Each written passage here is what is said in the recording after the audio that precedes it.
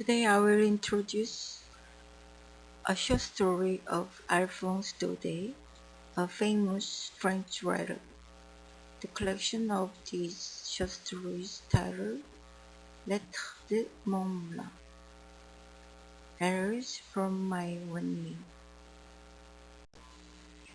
Let's read in French.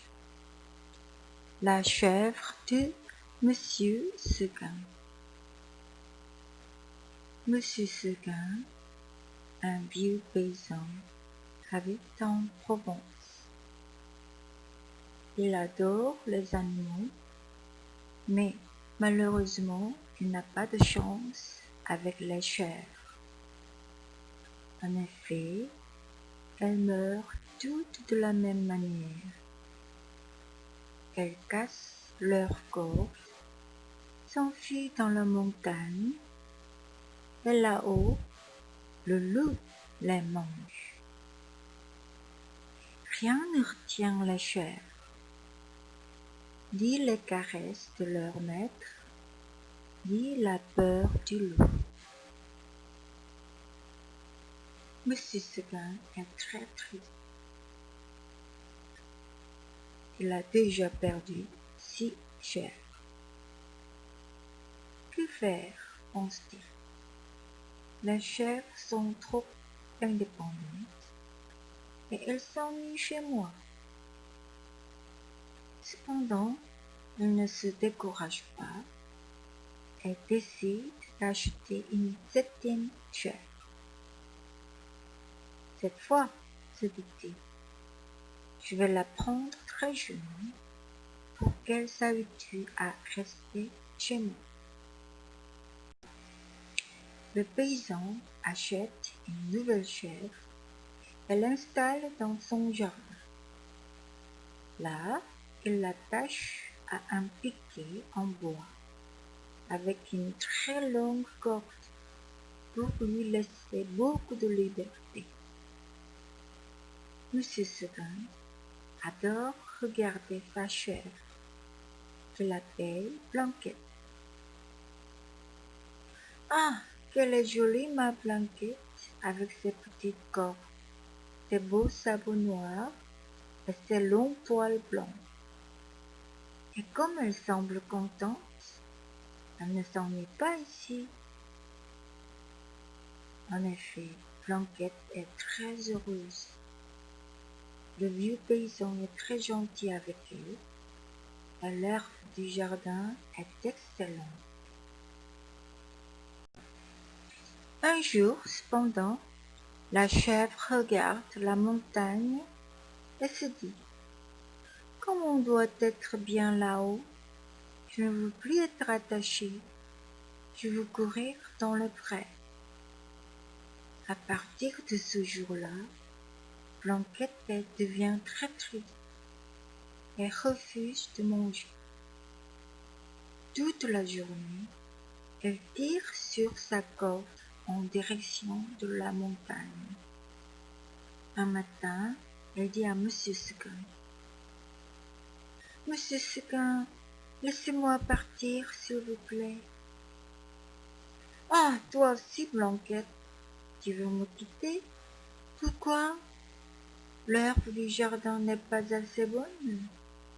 La corde est trop courte? » »« Non, ce n'est pas ça, répond la chèvre. Je veux aller dans la montagne. »« Mais il y a le loup dans la montagne, s'exclame le vieux paysan. Il va te dévorer comme il a dévoré la vieille renarde. Ah, la pauvre, elle s'est battue avec lui toute la nuit. Mais la Blanquette est très têtue et l'histoire de la renarde ne l'effraie pas. Mais je n'ai pas peur du loup, dit la chèvre. S'il vous plaît, monsieur Seguin, laissez-moi aller dans la montagne. Monsieur Seguin est très triste. Encore une chèvre que le loup va manger, pense-t-il. Soudain, il se lève et crie à Blanquette. Eh bien non, Le loup ne va pas te manger parce que je vais t'enfermer dans l'étable et tu ne pourras pas te sauver. Monsieur Seguin enferme Blanquette dans l'étable. Malheureusement, dans l'agitation, il a oublié de fermer la fenêtre. Une fois le paysan parti, la chèvre s'échappe et va dans la montagne. Quand elle arrive tout en haut, les arbres et les fleurs sont émerveillés devant cette jolie petite chèvre. C'est la première fois que nous voyons une petite chèvre aussi adorable, s'exclament les vieux sapins. Toute la montagne fête l'arrivée des Blanquette. Les châtaigniers se baissent pour la caresser et les fleurs s'ouvrent sur son passage pour libérer leur parfum. On la reçoit comme une véritable reine. Comme Blanquette est heureuse. Plus de cordes ni de piquets. Ici, je peux courir comme je veux, crie-t-elle, et manger toute l'herbe que je désire. Et puis, l'herbe de la montagne est vraiment délicieuse. Je la préfère à l'herbe du jardin de Monsieur Seguin. Blanquette est très contente. Elle saute de rocher en rocher, se roule dans les feuilles, court dans le bois et traverse de grands torrents. C'est la première fois qu'elle s'amuse autant. À un moment donné, elle se repose un peu et elle aperçoit la maison de Monsieur Seguin en bas, tout en bas dans la plaine. Que c'est petit, pense-t-elle. Je ne sais pas comment j'ai fait pour rester dans un jardin aussi minuscule. Blanquette se met à rire, puis elle recommence à jouer. Elle passe la journée à courir entre les arbres, à manger de délicieuses fleurs sauvages et à se baigner dans le torrent. Soudain, le vent se lève et la montagne devient violette. Le soir est arrivé. Déjà, s'exclame la petite chèvre. Je me suis beaucoup amusée et je n'ai pas vu le temps passer. Elle regarde alors en bas, tout en bas dans la plaine. Elle aperçoit la maison de Monsieur Seguin qui disparaît dans le brouillard. Elle entend ensuite un troupeau qui rentre à l'étable et elle se sent triste. Blanquette se sent très seule.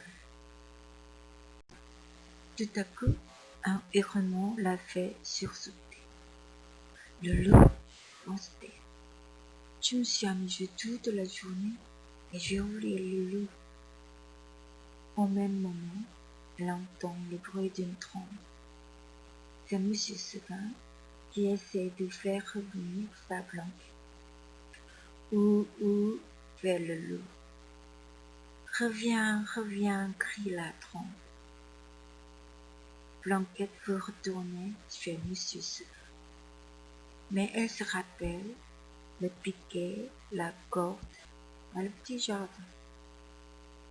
Maintenant elle connaît la liberté et elle sait qu'elle ne peut plus vivre en captivité.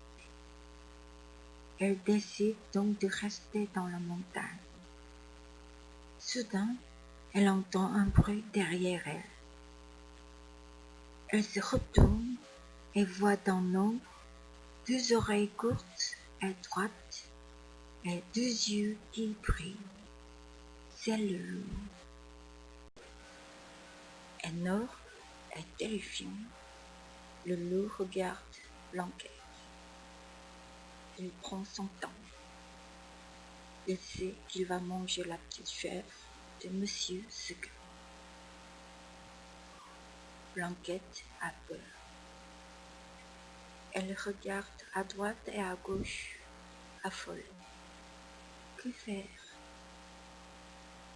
Le loup commence à rire méchant.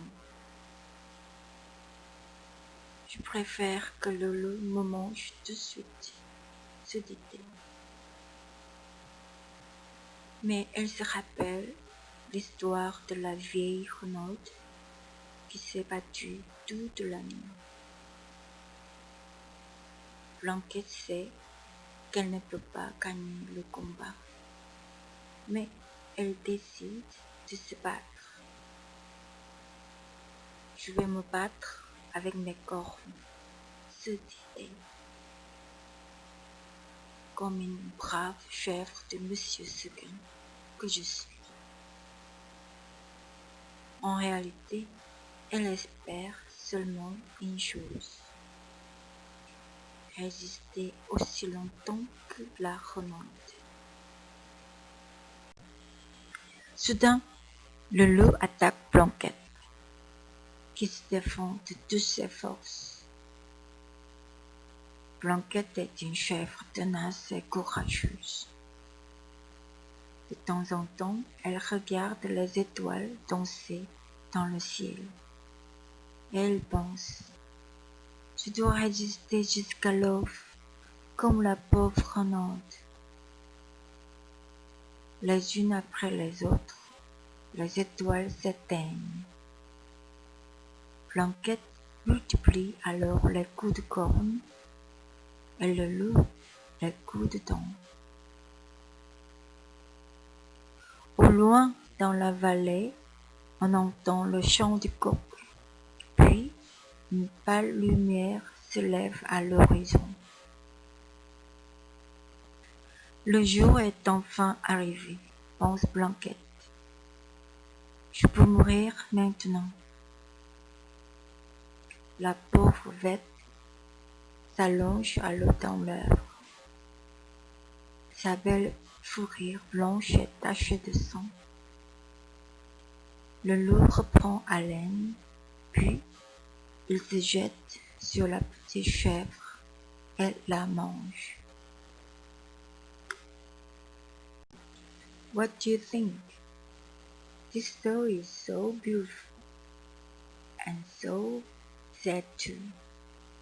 If Blanquette and Monsieur Seguin were wiser, what could happen? Maybe a happy ending story. Blanquette can be we, us, or our plan, our hope and desire. Monsieur Seguin can be our parents, friends, or our comfortable established situation, and the loup, the wolf, represents our enemy, troubles, or sickness and problems. To be free and to make feel free our loving ones, we need to be wiser, smarter, to defeat problems, like David fighting Goliath.